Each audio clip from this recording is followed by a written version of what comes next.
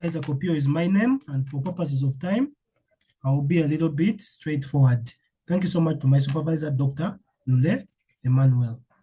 So I will be introducing this project. It's an intelligent visual graphic tool for optimizing customized poultry feed formulations to enhance healthy growth and poultry. We have a farmer.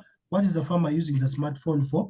He's using it to visualize the nutrients that come out after mixing different feeds together. So you find that you can visualize maybe energy, crude protein, lysine in their different levels. After getting to know that, what do you do next? You're able to give this to your birds. Why do we need to do such a kind of visualization? Number one, it's going to help a farmer to avoid wasting mixes, trying to test and come up with a mix which is optimal. Number two, it will also encourage innovativeness. A farmer can keep on using the model or the application to see if I mix this and this and this, what is the resultant energy, what's the resultant crude protein or lysine that comes out of this kind of mix. And if it is really, really perfect and good for you, and if it's your choice, then you go ahead and give it to the birds. That is basically what the project is about. An introduction. We know that poultry feed formulation plays a pivotal role in such an industry. Formulating these feeds involves combining different nutrients together, feed ingredients. After combining them, we know that each nutrient will contribute a percentage to the resultant what? Nutrient levels, each ingredient. So you find that you've put these foods together, then what comes out, you might find that maybe lysine is maybe that percentage, metabolizable energy is that percentage, crude protein is at that percentage. Now that is the resultant nutrient that come out of mixing those feeds together. This composition is not directly proportional to the ingredients because of the complex nonlinear relationships. Challenging task, assuming you are human and you have been given foods or ingredients put together, could you actually predict the outcome of the nutrients that come out of that? Definitely, I don't think so. So this project will leverage a deep learning multi-output regression model to predict nutrient levels after mixing feed ingredients. After the model predicting, the results will then be visualized graphically on a device to allow farmers interpret and understand the predictions very well and then use it to their advantage. Background of the study, the commercial industry experienced a tremendous change in the growth of for long distance retail distribution. Nutrient levels in poultry are very critical for determining and customizing the growth and performance of health of poultry. Accurately predicting those nutrient levels is essential. Traditional predictions were done using empirical approaches on historical data and expert knowledge. Those techniques did not account for complex nonlinear relationships. They were tedious, hence optimal what? Formulations. Recently, deep learning with neural networks emerged as a powerful tool for modeling. Complex interactions can now be modeled and the resultant nutrient levels in the feed formulations can be predicted. Problem statement. Formulating such feeds requires balance in multiple ingredients to meet nutritional needs of poultry, but accurately predicting those nutrient levels is very, very complex. Studies in related works developed such models, but mainly focused them on industrial use, not to local farmers. Also, recent studies, the models focused on predicting a single variable, not multi-variable prediction. Less interest was shown in visualizing the graphics and bringing out the predictions graphically such that farmers could understand. Local farmers could not easily use and understand results of such models. This project aims to develop a tool that can accurately predict multi-variables and visualize the results to a level that farmers can interpret and understand. This will optimize the use of ingredients, reduce waste, and promote innovation. Objective of the study, the main objective is to develop a real-time visual graphic nutrient level prediction tool that will be used by farmers to visualize nutrient levels in poultry feeds after mixing various feeds ingredients together in different promotions for optimal growth and increased productivity. We also have 4 objectives, specific objectives. 1, to find poultry feed data that communicates the resultant nutrient levels after mixing the various feed ingredients. To perfectly train the machine learning model, to evaluate the performance of the model and further its use. Then also, we're able to graphically represent the results of the trained model. Those were the objectives of this work. The scope of this work, this project or this work was limited to producing visual graphic intelligent application. That was its limitation. Deep machine learning multi-output regression algorithm was also used to learn complex nonlinear relationships. It was also only for analyzing and learning from poultry feed data, then also training the model to fit the data and graphically representing the output of the model.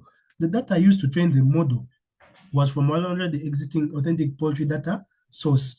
Libraries like in Python were used to visualize some of the outputs of the model. Then also, we also used line plots, bar graphs, and histograms to visualize some graphical information during the model training.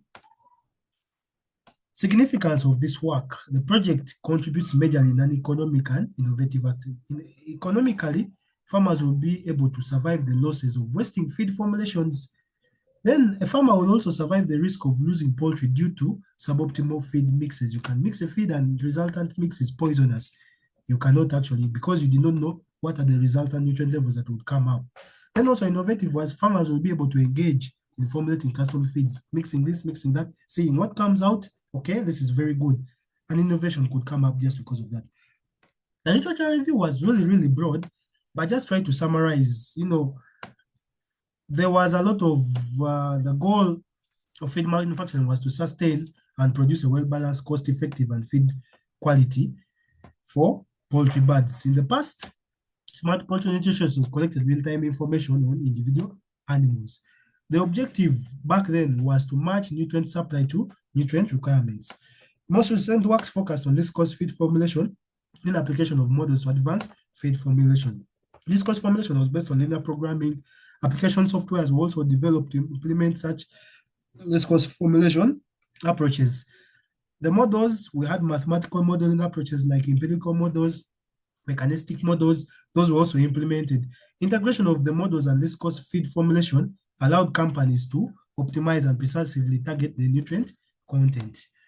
Studies like for Wu Shu Biao et al., titled Net Energy Prediction and Energy Efficiency of Feed for Broiler Chickens, focused on predicting a single variable, which was net energy. Their study did not consider advancement of the model to support real-time interactive and visually intuitive representations. Artificial neural networks now, which could capture nonlinear relationships, were used. For example, in some studies, it was used as a computational tool for predictive modeling of chlorophyll. It being a potent and robust tool, this project also considers leveraging those neural networks technology. Artificial neural networks don't have a drawback as a black box model.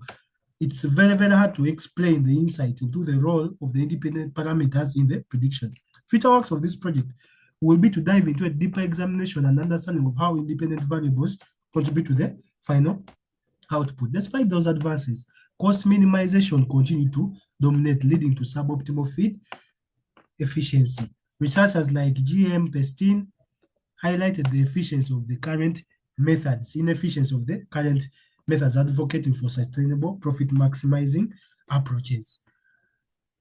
The most recent efforts focus on integrating machine learning and deep learning techniques, multi-output regressions in particular offer the promising solution. Now, the use of machine learning models to solve such a challenge is not an extremely new technology.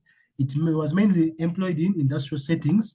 The existing models are very complicated to be used by local farmers because of infographics and real-time interaction, which was not put into consideration. Now, many of the studies have developed such models, but to make predictions more visually appealing, they didn't actually focus on that. So there is actually a gap to achieve and develop such a visually interactive and a real-time multi-output prediction tool.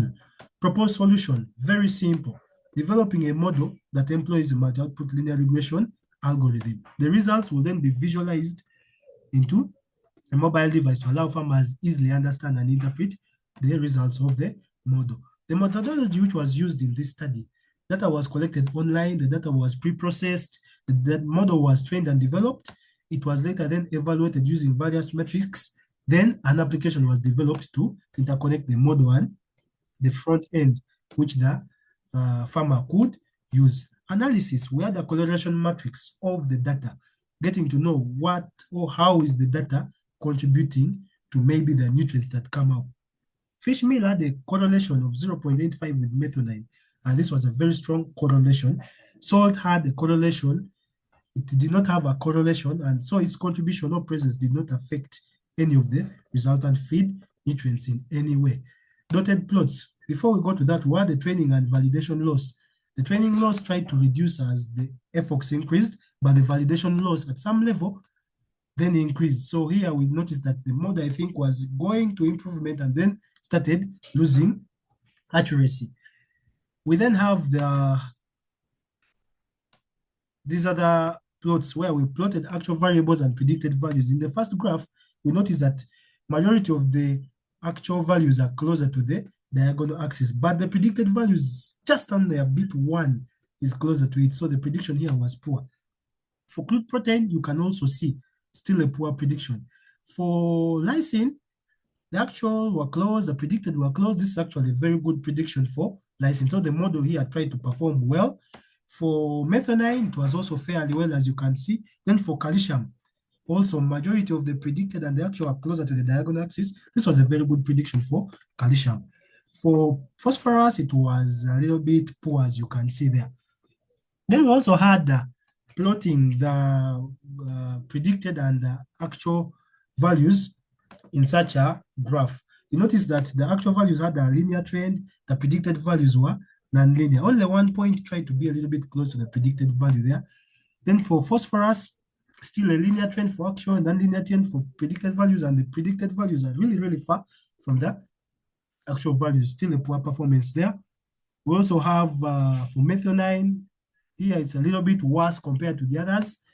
Then we have for metabolizable energy, well, we have both had a linear trend. That was a very, very good, something good, because both were linear, though the predictions still were far away from each other.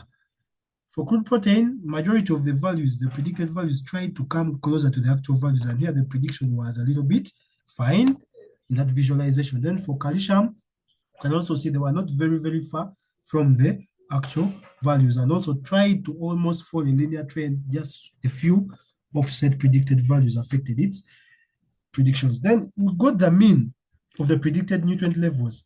Here we summed up all the predicted nutrient levels from metabolizable energy, crude protein, lysine. After summing up, we noticed that for metabolizable energy, all the predictions were positive. That's why its mean also remained positive. For crude protein, it was also positive. Lysine, it was also positive. For methionine, it became negative. That's why it is below the horizontal axis. Calcium, it was also negative. Also for phosphorus, it was positive. What does this mean? The magnitude of the predictions was large, the negative predictions. So summing them up produces a negative sum, and also the mean results into negative. Those negative predictions are really, really meaningless in real life, because you cannot have a deficit in nutrients. That is really, really very, very poor feed. You could not give that into birds. The evaluation matrix as shown here, the overall mode attained a mean absolute error of 0.37. So these average predictions were off by 0.374 units. The test loss was 0.31. Then the performance for the individual nutrients also are graphically displayed here. But look at critical and metabolism energy. The absolute error was really, really big with 10.99. The R squared was 0.2 fair. For crude protein, to add a good R squared of 0.7. Lysine attained 0.9. Methionine 0.8. So you find that 80% here of the variations of the predicted data could be explained by the model. For calcium, 70% of the variations were actually learned by the model, which was a little bit good. So in conclusion, this work discovered studies related to poultry, the poultry sector. The few existing studies did not leverage multi-output regression predictions, but rather implemented single variable prediction. The performance of the model in this work was fair because its achievements were not as perfect as expected. Repeated training of the model resulted in two unexpected changes in its accuracy and performance. This work also has shown consistent ingredient compositions, which may vary regionally or seasonally. Time also hindered the perfection of the model. Addressing the above issues will enhance its reliability and applicability. This work henceforth stood as a basis for a starting ground for interested modeling experts. Successful deployment and development of a predictive model was achieved in this work. This work's approach highlighted the potential of data-driven solutions to enhance prediction in feed formulation, ensuring nutritional adequacy while minimizing costs. And was this work not only demonstrated the application of advanced modeling techniques in animal nutrition, but also set a foundation for further innovation in sustainable and cost-effective feed formulation. These were references of the study, and thank you so much for listening.